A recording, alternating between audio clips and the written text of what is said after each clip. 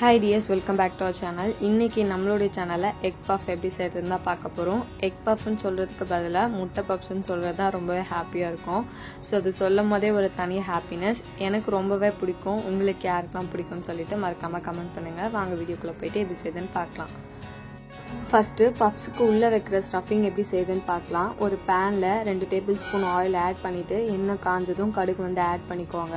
So கடுகு பொரிஞ்சதுக்கு அப்புறமா medium சைஸ்ல இருக்க ஆனியனை 2 குட்டி குட்டி ஸ்லைசஸாக கட் பண்ணி இதில் ஆட் பண்ணிக்கோங்க.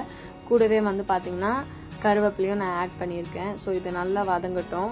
இது கூடவே வந்து பார்த்தீங்கன்னா ஜிஞ்சர் கார்லிக் பேஸ்ட் வந்து ஆட் பண்ணிக்கோங்க.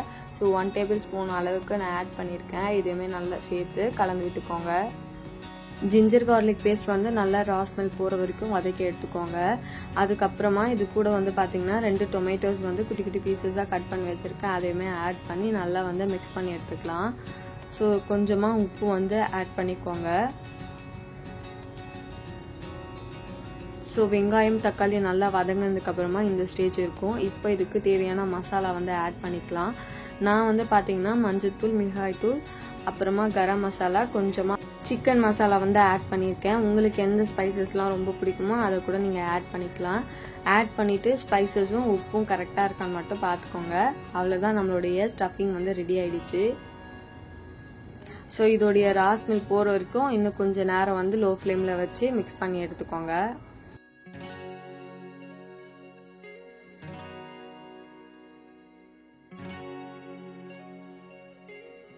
நம்மளுடைய ஸ்டஃபிங் வந்து ரெடி ஆயிடுச்சு. கூடவே வந்து பார்த்தீங்கன்னா 5 எக்ஸை வந்து பாயில் பண்ணி வச்சுருக்கேன்.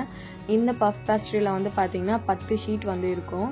ஸோ அதுக்காக நான் 5 எக்கு வந்து பாயில் பண்ணி எடுத்திருக்கேன். ஸோ 10 பஃப்ஸ் வந்து நமக்கு கிடைக்கும். நான் வந்து இதை இன்ஸ்டாமார்ட்லேருந்து 230 ருபீஸ்க்கு வந்து வாங்கியிருந்தேன். அதுவே நீங்கள் பேக்கிங் ஷாப்பில் போய் வாங்கினீங்க அப்படின்னா கண்டிப்பாக 90 ருபீஸ்லேருந்து 100 ருபீஸ்க்குள்ளே தான் இருக்கும். ஸோ அதுலேயுமே 10 ஷீட்டு தான் இருக்கும். பஃப் ஷீட்டு நம்ம ஆன்லைனில் தான் ஆர்டர் பண்ணுமான்னு கேட்டிங்கன்னா கண்டிப்பாக கிடையாது. நம்ம வீட்டிலையும் பண்ணலாம். பட் அதோடைய ப்ராசஸ் டைமிங் வந்து பார்த்தீங்கன்னா கிட்டத்தட்ட 3 ஹவர்ஸ்லேருந்து 4 ஹவர்ஸ் வரைக்கும் ஆகும். ஸோ அது கொஞ்சம் பெரிய ப்ராசஸ். வேணும்னா சொல்லுங்கள், ஃப்யூச்சரில் நான் வந்து அப்லோட் பண்ணுறேன். இப்போ நம்ம ஆல்ரெடி ரெடி பண்ணி வச்சுருக்க ஸ்டஃபிங்கை உள்ளே இன்சர்ட் பண்ணிவிட்டு மேலே வந்து பார்த்தீங்கன்னா பாயில் பண்ணி வச்சுருக்க எக்கை வந்து ஆட் பண்ணிவிட்டு நான் ஃபோல்ட் பண்ணுற மாதிரி ஃபோல்ட் பண்ணுங்கள். ஃபஸ்ட்டு 2 க்ராஸாக ஃபோல்ட் பண்ணிவிட்டு அதுக்கப்புறமா அகெயின் மீதி இருக்க 2 க்ராஸ் வந்து ஃபோல்ட் பண்ணிக்கோங்க. அண்ட் மெயின் விஷயம் என்னென்னு பார்த்தீங்கன்னா ஃபோல்ட் பண்ண இடத்த இந்த மாதிரி நல்லா வந்து ப்ரெஸ் பண்ணி விடணும். அப்போ தான் வந்து பார்த்தீங்கன்னா பேக் ஆகி வரும்போது நம்மளுடைய லேயர் வந்து பிரியாமல் இருக்கும். இப்போ நம்மளுடைய ஒரு பஃப் ரெடி ஆயிடுச்சு. நம்மளுடைய ஓடிஜில் ஒரு பிளாக் கலர் ரேக் மாதிரி கொடுத்துருப்பாங்க. அதில் பட்டர் பேப்பர் அப்ளை பண்ணிவிட்டு நான் மேக் பண்ணி வச்சுருக்க பஃப்பை வந்து அதில் ஆட் பண்ணியிருக்கேன். ஏன்னா நம்ம 10 பீஸ் பண்ணுறதுனால அது கொஞ்சம் கன்வீனியண்ட்டாக இருக்குன்றதுனால நான் அந்த ரேக் வந்து எடுத்திருக்கேன். அகெயின் 2வது ஷீட்டும் சேம் ப்ராசஸ் தான். ஷீட்டை எடுத்து ப்ராப்பராக அரேஞ்ச் பண்ணதுக்கப்புறமா உள்ளே வந்து ஸ்டஃபிங் கொடுத்துட்டு எக்கு வந்து மேலே வச்சுட்டு அதே மாதிரி ஃபோல்ட் பண்ணி எடுத்துக்கோங்க. ப்ரெஸ் பண்ணுறது மட்டும் நல்லா வந்து ப்ரெஷர் கொடுத்து ப்ரெஸ் பண்ணி எடுத்துக்கோங்க. அப்போ தான் ஃபோல்டிங் வந்து விரியாமல் இருக்கும். இந்த பஃப் ஷீட்டை நீங்கள் வாங்கிட்டு 1/2 ஹவர்லேருந்து 1 ஹவர் வரைக்கும் ஃப்ரீசரில் வந்து கொஞ்சம் ஸ்டோர் பண்ணி வச்சிங்கன்னா உங்களுக்கு இந்த மாதிரி ஃபோல்ட் பண்ணுறதுக்கு ஈஸியாக இருக்கும். ஸோ அதர்வைஸ் கையில் வந்து பார்த்தீங்கன்னா ஸ்டிக்கினஸ் மாதிரி ஓட்டும். ஸோ இதை அவாய்ட் பண்ணுறதுக்கு ஃப்ரீசரில் கொஞ்சம் நேரம் ஸ்டோர் பண்ணி எடுத்துக்கோங்க. ஸோ நான் பண்ணுற ப்ராசஸை பார்த்தாலே உங்களுக்கு ஈஸியாக புரியும்னு நினைக்கிறேன்.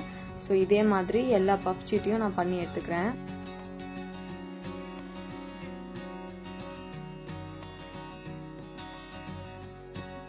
நம்ம ரெடி பண்ணியிருக்க பப்ஸ் இந்த மாதிரி கேப் விட்டு வச்சுக்கோங்க. அப்போ தான் பேக் ஆகி வரும்போது கரெக்டாக இருக்கும்.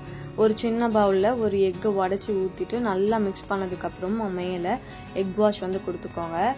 இன்கேஸ் நீங்கள் வெஜ்ஜி சாப்பிடுவீங்க அப்படின்னா ஸ்டஃபிங் நம்ம ரெடி பண்ண இல்லையா, அது கூடவே உங்களுக்கு பிடிச்ச வெஜ்ஜிஸ் வந்து ஆட் பண்ணி ஸ்டஃபிங் ரெடி பண்ணி எடுத்ததுக்கப்புறமா ஷீட்டில் ஸ்டஃபிங் வச்சுட்டு அதில் வந்து பார்த்தீங்கன்னா மேலே இந்த மாதிரி ஃபோல்ட் பண்ணி எடுத்துட்டு எக் வாஷ்க்கு பதிலாக மில்க் வாஷ் கொடுத்து பேக் பண்ணி எடுத்திங்கன்னா வெஜ் பஃப் வந்து ரெடி ஆகிடும். ஸோ அதையுமே வீட்டில் ட்ரை பண்ணி பாருங்கள். சேம் ரெசிபி தான். உங்களுக்கு தேவையான வேரியேஷனை நீங்கள் வந்து க்ரியேட் பண்ணிக்கலாம். இதுலேயே வந்து பார்த்தீங்கன்னா சிக்கன் பஃப்புமே நம்ம ரெடி பண்ணி எடுத்துக்கலாம். ஸோ ரொம்பவே ஈஸியாக இருக்கும். நெக்ஸ்ட் டைம் கடையில் வாங்கி செய்யாமல் வீட்டில் ட்ரை பண்ணி பாருங்கள். ரொம்பவே ஈஸியாக இருக்கும். டேஸ்ட் வைஸ்மே ரொம்பவே நல்லாயிருக்கும். ஸோ ட்ரை பண்ணி பார்த்துட்டு எப்படி வந்ததுன்னு மறக்காமல் கமெண்ட் பண்ணுங்கள். எல்லா பப்ஸ் மேலேயும் எக் வாஷ் வந்து நல்லா கொடுங்க. அப்போ தான் கலர் நல்லா சேஞ்ச் ஆகும். இந்த மாதிரி எக் வாஷ் கொடுத்ததுக்கப்புறமா 200 டிகிரி செல்சியஸில் 10 மினிட்ஸ் ப்ரீ ஹீட் பண்ணிவிட்டு 10 to 15 மினிட்ஸ் பேக் பண்ணி எடுத்தீங்க அப்படின்னா இந்த மாதிரி கலர் சேஞ்ச் ஆகும். இந்த மாதிரி கலர் சேஞ்ச் ஆனாலே நம்மளுடைய பஃப் சூப்பராக ரெடி ஆயிடுச்சுன்னு அர்த்தம்.